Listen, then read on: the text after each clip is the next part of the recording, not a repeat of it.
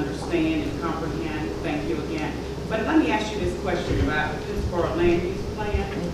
You referenced in here that the land use plan lacks detailed plans and illustrations. Are you indicating or think that we need to update that land use plan to reflect those type of things going forward in the future? I think there are some areas that you need to consider in greater detail as to what you want to happen. You have some areas that you focus on the downtown specifically. There's what you do with infill. How's that handled? How's parking managed in the downtown area in a very strategic way? What happens along 64? What's the vision? The vision along both new 64 and old 64 business. It's a much different road than it was 10 years ago. You've lost vehicles on that. Brian and I were having this conversation the other day. I said, off the top of my head, you've got a bypass. It means you've dropped volume on 64. And I'm like, well, I don't know. We're not really quite sure. So we pulled up the information. And sure enough, east of this or west of this building, you've lost 50% of the volume. That has dramatic impacts on the retail that's out there today. And so what happens? What do you want to do about it?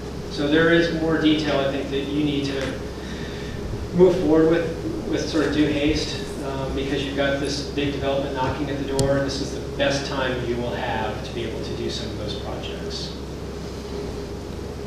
And also, I just wanted to reiterate what you were saying about the timeline.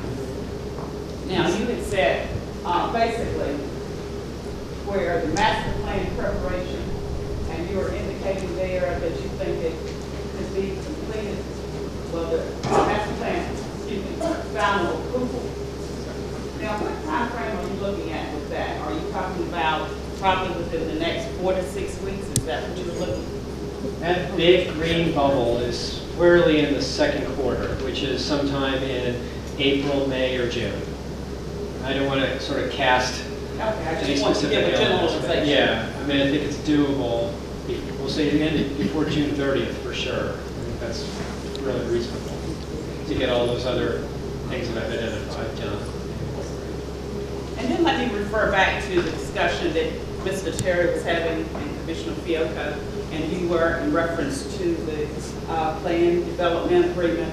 Now, basically, if there are some things which are missing or we think we need to add in reference to that, that can be done under the additional elements and then incorporated into that development agreement. Is that correct? That is correct. Okay, just to clarify some points in reference to that. So basically, if we feel that there are things which are lacking or need to be addressed, that would be the time to address those. And that's why I was very specific about saying these are things that we think would be left to the development agreement. Your neighbor, Chapel Hill, is essentially what they did. They nailed down a lot of those specific detail elements after the rezoning happens, but before anything really major happens. The development agreement is the next thing that they do.